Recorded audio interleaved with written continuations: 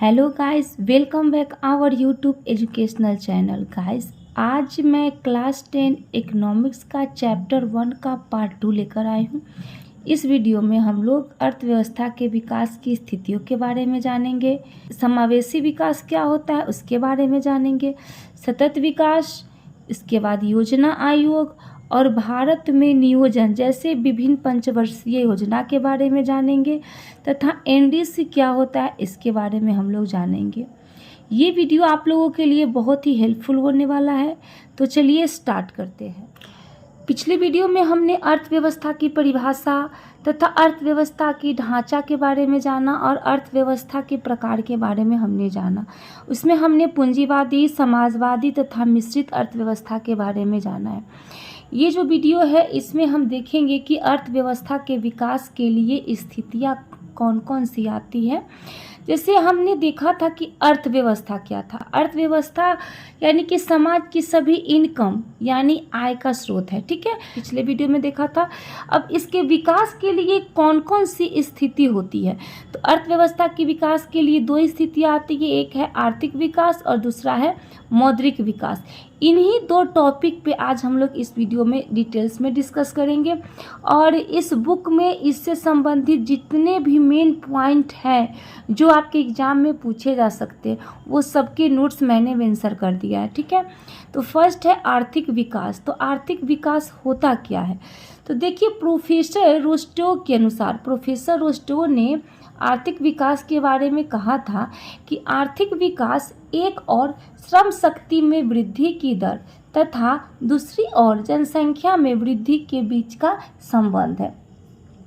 यानी कि अर्थव्यवस्था का विकास के लिए आर्थिक विकास का होना बहुत ही जरूरी है। और आर्थिक विकास वह है, मान लिया कि आपके परिवार में 10 सदस्य हैं, ठीक है, और 10 सदस्य के अनुसार आप उतना मेहनत नहीं कर रहे हैं और आपके घर में उतनी इनकम नहीं आ रही है, तो यानी कि जितना आपकी जनसंख्या है उतना ही आपको मेहनत करना होगा, उतना ही आपको इनकम करना होगा, तभी आर्थिक विकास होगा। यानी कि उससे ज़्यादा आपको करना होगा, उससे कम नहीं करना होगा, तभी आपका आर्थिक विकास होगा। यानी कि अर्थव्यवस्था का आर्थिक विकास वो होगा भारत में जितने खर्च हैं उससे ज़्यादा उसका इनकम हो, तभी उसका आर्थिक विकास होगा। तो ये परिभाषा आप देख लीजिएगा।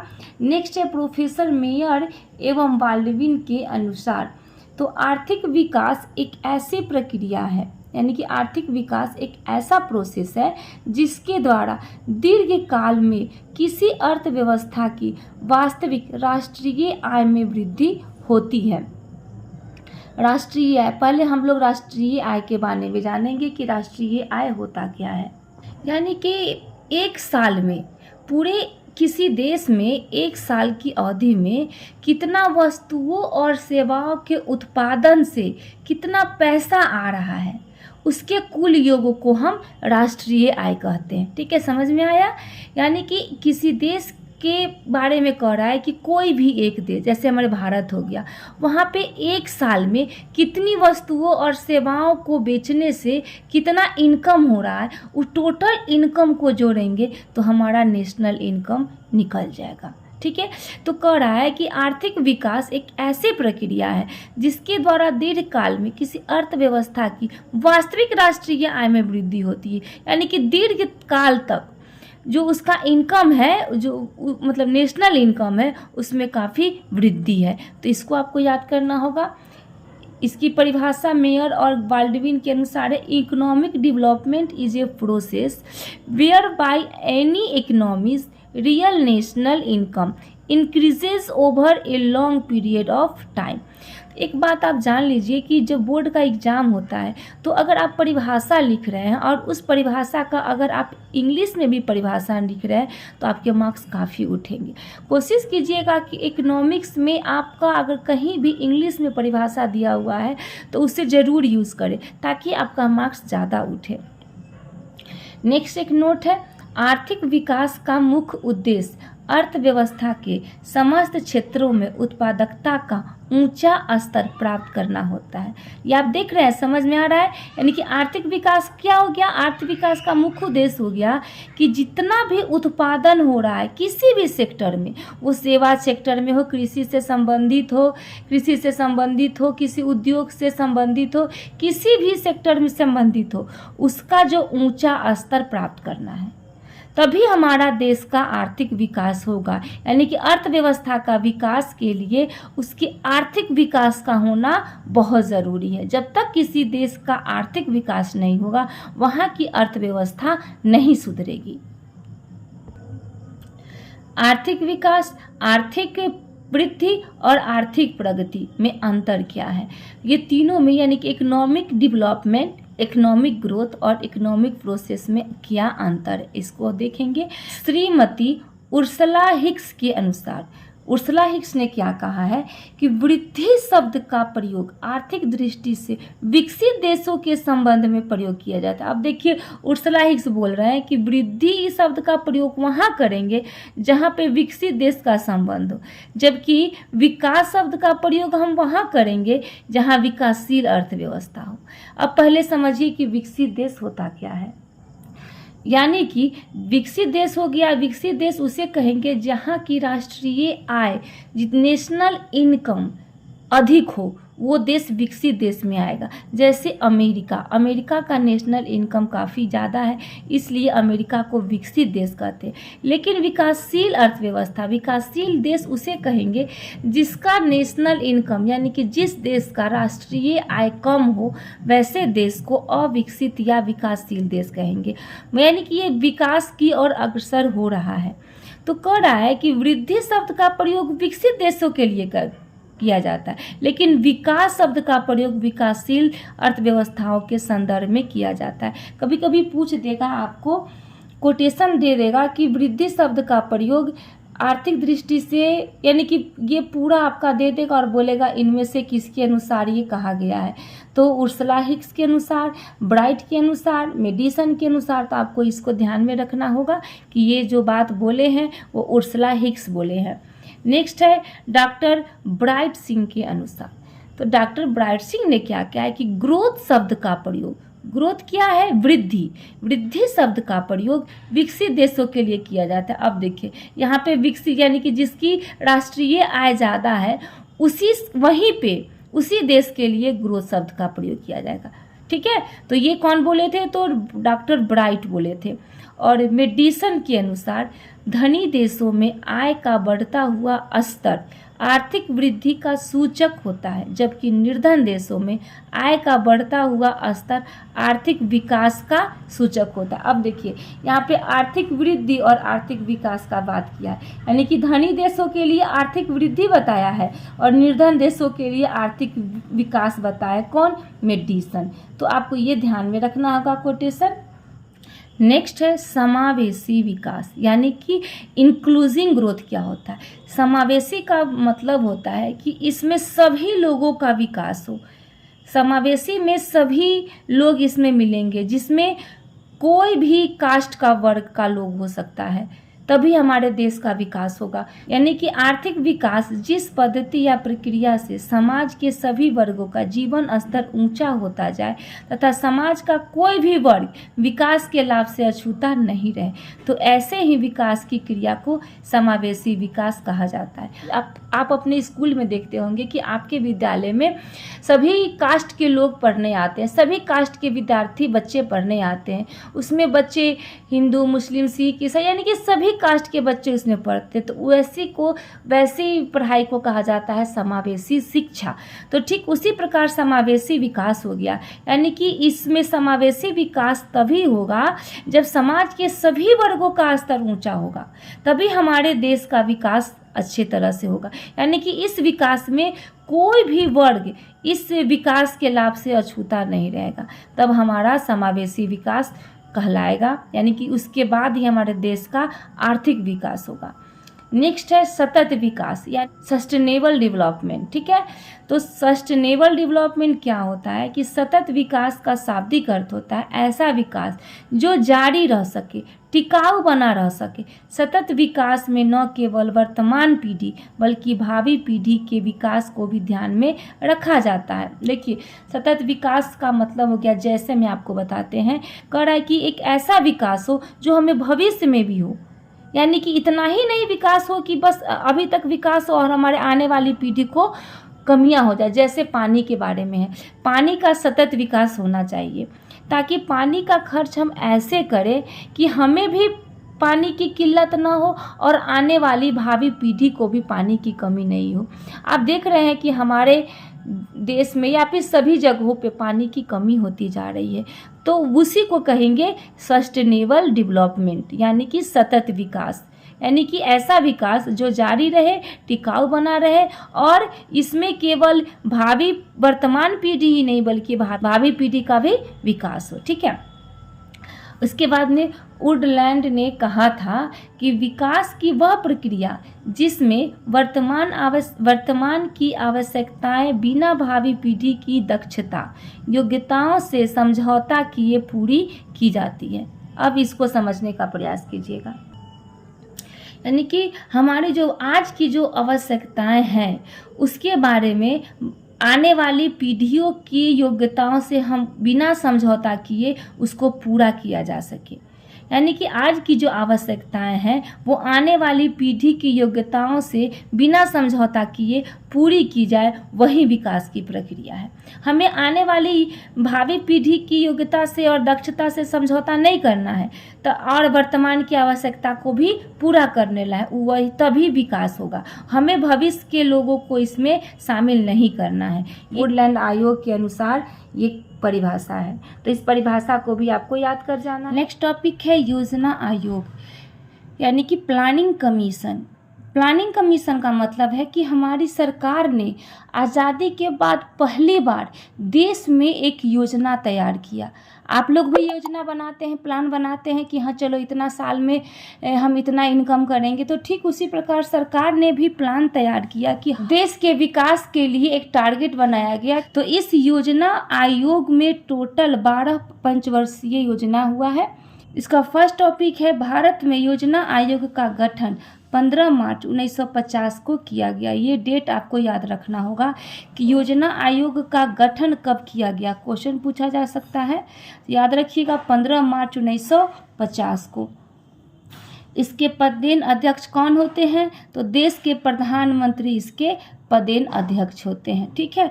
और योजना आयोग के प्रथम अध्यक्ष कौन थे, तो प्रधानमंत्री जवाहरलाल नेहरू, यानी कि 1950 में बना है और उस समय हमारे प्रधानमंत्री जवाहरलाल नेहरू थे और वहीं योजना आयोग के प्रथम अध्यक्ष बने हैं, ठीक है। नेक्स्ट एक नोट है जो कि आपके बुक में नहीं दिया गया है, सिर्फ आपके बुक में योजना आयोग के बारे में दिया गया है, लेकिन योजना आयोग को अब समाप्त कर दिया गया और उसके जगह पर नीति आयोग का गठन किया गया।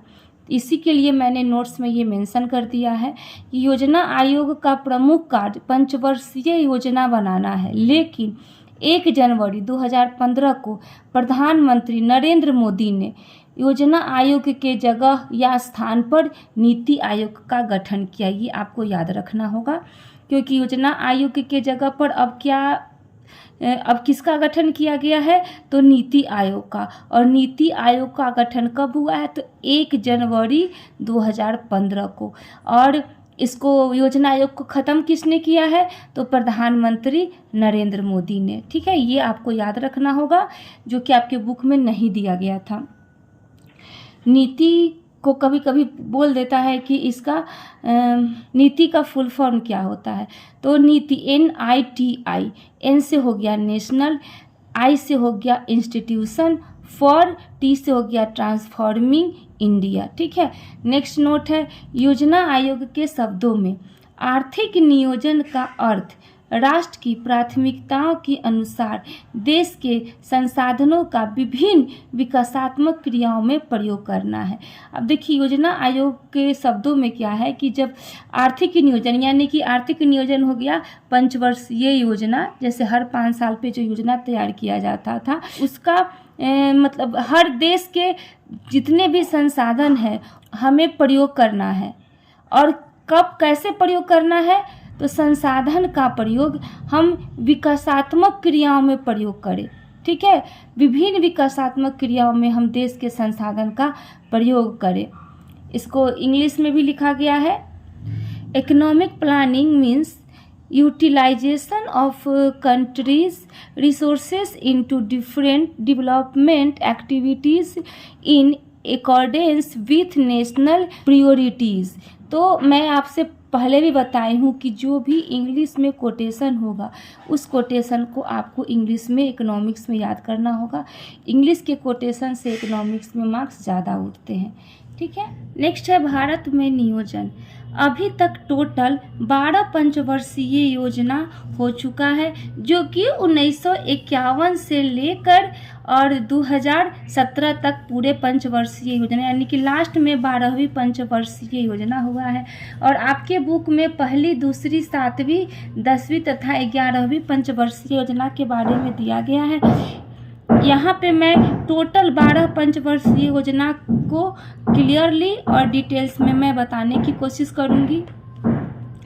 अब यहाँ पे देखिए प्रथम पंचवर्षीय योजना जो कि 1951 में स्टार्ट हुआ और 1956 तक ये चला है। और इस पंचवर्षीय योजना में इसी पर सबसे ज़्यादा बल दिया गया था और ये जो प्रथम पंचवर्षीय योजना पूरी तरह सफल भी रही है। और दूसरी पंचवर्षीय योजना हो गया 1956 से 1961। और ये दूसरी पंचवर्षीय योजना में उद्योग पे काफ़ी बल दिया गया था और ये योजना भी पूरी तरह सफल रही है। और तृतीय पंचवर्षीय योजना का डेट हो गया 1961 से 1966। और ये योजना जो था, ये योजना पूरी तरह असफल रही। क्यों असफल रही? क्योंकि इसी साल 1962 में, इसी पंचवर्षीय योजना के दौरान 1962 में चीन ने भारत पे आक्रमण किया। फिर 1965 में पाकिस्तान ने भारत पे आक्रमण किया, जिसके कारण देश की अर्थव्यवस्था पूरी तरह छिन्न भिन्न हो गई तथा साथ ही मानसून के कारण कृषि पर भी इस पंचवर्षीय योजना में कृषि पर भी काफ़ी बुरा प्रभाव पड़ा है।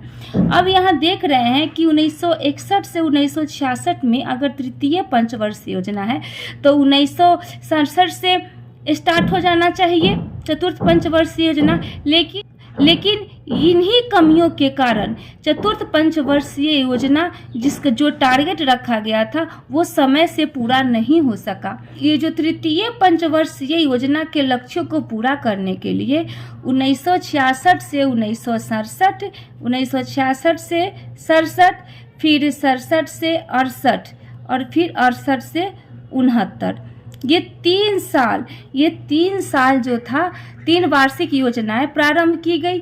और इस प्रकार जो चतुर्थ पंचवर्षीय योजना थी अपने निर्धारित समय पे पूरा नहीं हो सकी। अब आप यहाँ देख रहे हैं कि इसका निर्धारित समय रहा होगा वो 1966 से 1971 रहा होगा, लेकिन आप यहाँ देख रहे हैं कि 1969 से 1974 रखा गया, क्योंकि इसी बीच में 3 वार्षिक योजनाएं हुई है जिसे योजना अवकाश के नाम से जाना जाता है, प्लान हॉलीडे के नाम से जाना जाता है। इसके बाद में नेक्स्ट है चतुर्थ पंचवर्षीय योजना। चतुर्थ पंचवर्षीय योजना 1969 से 1974 में हुई और 14 बैंकों का राष्ट्रीयकरण जो था चतुर्थ पंचवर्षीय योजना के दौरान ही हुआ है। उसके बाद है 5वीं पंचवर्षीय योजना, तो यह खत्म हुई फिर 1974 से 1979 तक जो 5वीं पंचवर्षीय योजना चली। 5वीं पंचवर्षीय योजना जो कि 1969 से थी, तो 6ठी पंचवर्षीय योजना 1969 से होनी चाहिए थी, लेकिन आप देख रहे हैं कि 1 साल के बाद ये 1980 से 85 तक हुआ है। तो इसका रीजन क्या था? तो 5वीं पंचवर्षीय योजना जब चल रही थी उसी समय जो कांग्रेस की सरकार थी, यानी कि इंदिरा गांधी की सरकार का पतन हो गया। कब? 1977 में इंदिरा गांधी की सरकार का पतन हो गया। ठीक है। और उसी समय मोरारजी देसाई के नेतृत्व में जनता पार्टी की सरकार बनी। अब जो मोरारजी देसाई सरकार बने तो वो क्या किए कि 1969 में 5वीं पंचवर्षीय योजना 1969 में समाप्त होने वाली थी, लेकिन इसको एक साल पहले ही 1978 में ही मोरारजी देसाई ने 5वीं पंचवर्षीय योजना को समाप्त कर दिया। लेकिन फिर 1979 में फिर इंदिरा गांधी की पुनः सरकार बनी, यानी कि कांग्रेस की पुनः सरकार बन गई। और यही कारण है कि 1978 से 1980 को रोलिंग प्लान के नाम से जाना जाता है। और उसके बाद उसी बीच में 1989 में इंदिरा गांधी की सरकार बनी और इंदिरा गांधी ने रोलिंग प्लान को समाप्त कर दिया और फिर छठी पंचवर्षीय योजना को लागू किया, जिसका डेट उन्होंने 1980 से 1985 रखा। ठीक है। उसके बाद में ये छठी पंचवर्षीय योजना भी अपने निर्धारित समय को पूरा किया। फिर 7वीं पंचवर्षीय योजना भी अपने निर्धारित समय को पूरा कर रही थी, लेकिन उसी के 7वीं पंचवर्षीय योजना के बाद अराजकता के कारण इसमें 2 साल का लेट हो गया, 2 साल का विलंब हो गया। 8वीं पंचवर्षीय योजना जो 1990 से शुरू होने वाली थी वो अपने समय से शुरू नहीं हो सकी। तो फिर 8वीं पंचवर्षीय योजना का डेट हो गया 1992 से 1997 तक। उसके बाद 9वीं पंचवर्षीय योजना हो गया 1997 से 2002 तक और 10वीं पंचवर्षीय योजना 2002 से 2007 तक और 11वीं पंचवर्षीय योजना 2007 से 2012 तक।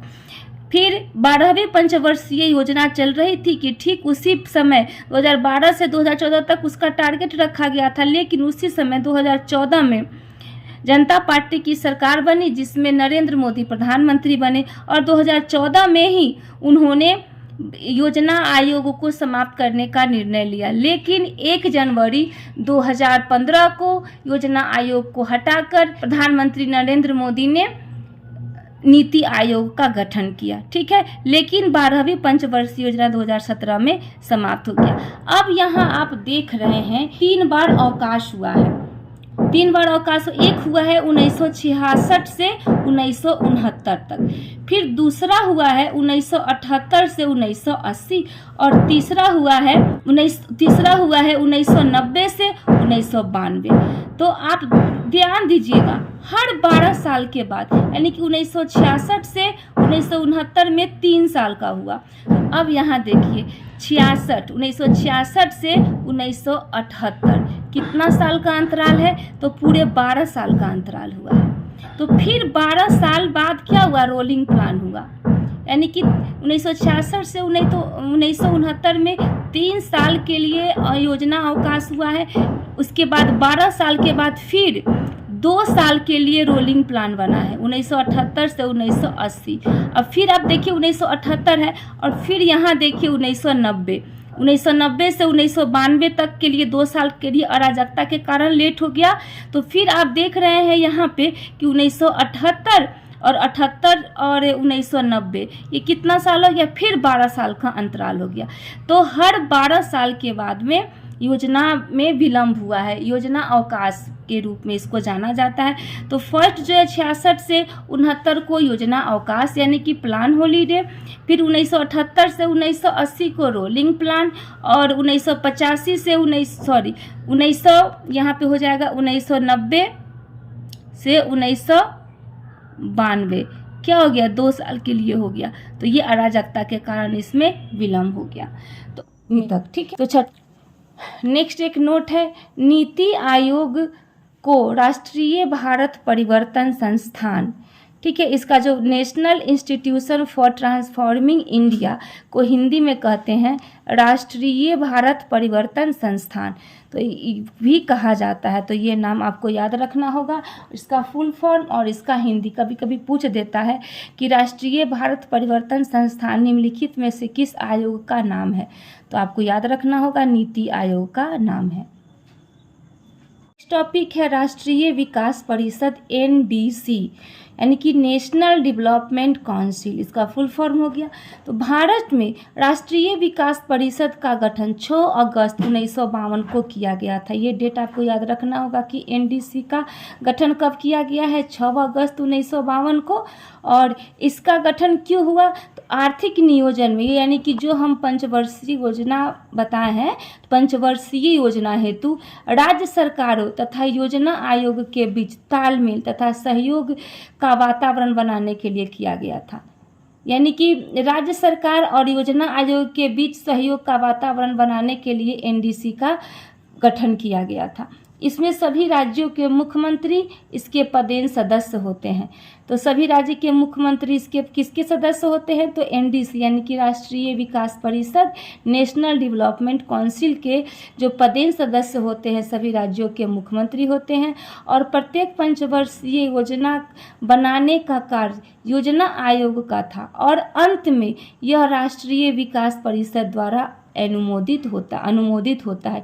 यानी कि अप्रूव्ड जो होता है वो लास्ट में सारे कार्य पंचवर्षीय योजना का कार्य जो है कौन करता है, पंचवर्षीय योजना का जो बनाने का जो काम होता है वो योजना आयोग करता है, लेकिन इसको अप्रूव्ड कौन करता है, एनडीसी।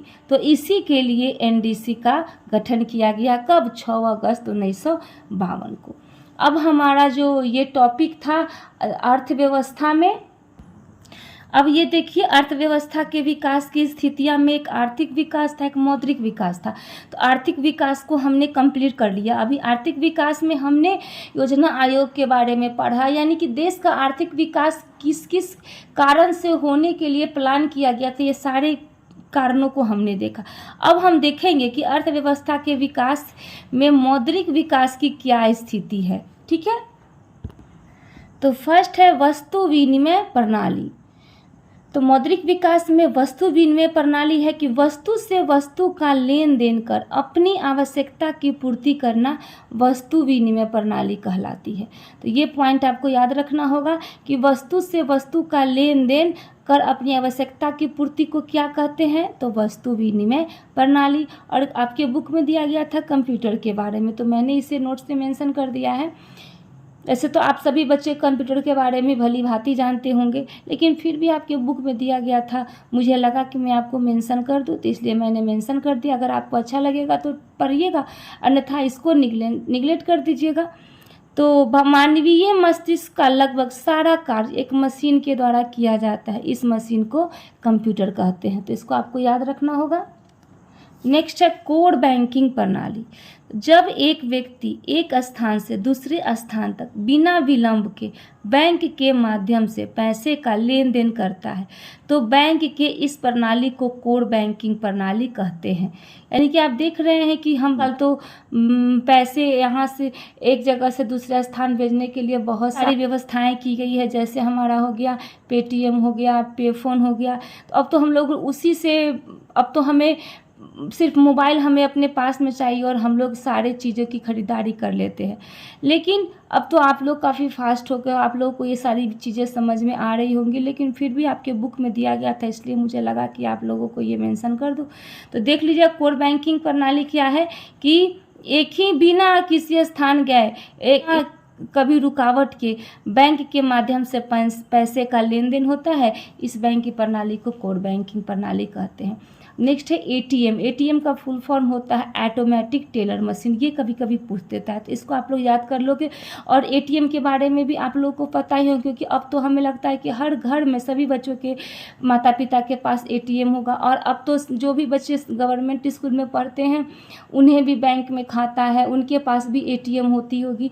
तो आप सभी बच्चे ने एटीएम को अच्छी तरह से देखा होगा। तो एटीएम प्रणाली प्लास्टिक के एक छोटे से कार्ड पर अंतिम सूक्ष्म संकेत के आधार पर कहीं भी तथा किसी समय निर्धारित बैंक के केंद्र से पैसे निकालने की सुविधा को एटीएम प्रणाली कहते हैं। यानी कि एटीएम के द्वारा आप कहीं भी पैसे निकाल सकते हो, ज़रूरी नहीं है कि इसके लिए आपको बैंक ही जाना पड़े। आप देखते हो कि रास्ते में भी एटीएम मशीन लगा हुआ रहता है, वहाँ पे जाके आप एटीएम के थ्रू पैसा निकाल सकते हो। नेक्स्ट है डेबिट कार्ड। तो डेबिट कार्ड क्या होता है, तो बैंक द्वारा दिया गया प्लास्टिक का कार्ड, यानी कि बैंक एक प्लास्टिक का कार्ड देती है जिसके द्वारा बैंक में आप राशि के पैसे का उपयोग आप कर सकते हो। यानी बैंक से आप पैसे निकाल सकते हो और पैसे का उपयोग कर सकते हो। और क्रेडिट कार्ड के द्वारा है कि ये भी एक प्लास्टिक का ही कार्ड होता है और इसके द्वारा आप क्रेडिट कार्ड के द्वारा आप बैंक में पैसे डाल सकते हो और क्रेडिट कार्ड दिखा के आप किसी भी धारक से आप पैसे अथवा वस्तु को प्राप्त कर सकते हो। अगर आपके पास क्रेडिट कार्ड है तो आप क्रेडिट कार्ड से भी कोई सामान की खरीदारी कर सकते हो। ठीक है। नेक्स्ट है मौद्रिक प्रणाली। तो मुद्रा से वस्तुओं एवं सेवाओं का विनिमय मौद्रिक प्रणाली कहलाता है। तो अब जो है ये जो है आपका यहीं पे मौद्रिक विकास कंप्लीट होता है। तो अर्थव्यवस्था के विकास की दो स्थितियां को हमने जाना, जिसमें हमने आर्थिक विकास और मौद्रिक विकास के बारे में जाना। और नेक्स्ट जो टॉपिक है आर्थिक विकास की माप एवं सूचकांक क्या है और हम आर्थिक विकास की माप कैसे करते हैं, उसमें हम नेशनल इनकम, राष्ट्रीय आय, विकसित देश, प्रति व्यक्ति आय, ये सब के बारे में हम नेक्स्ट वीडियो में जानने की कोशिश करेंगे। तो अगर आपको हमारा वीडियो अच्छा लगा हो तो मेरे वीडियो को लाइक करें, सब्सक्राइब करें तथा शेयर करें। तो बने रहिए हमारे साथ, मिलते हैं नेक्स्ट वीडियो में नेक्स्ट टॉपिक के साथ। धन्यवाद।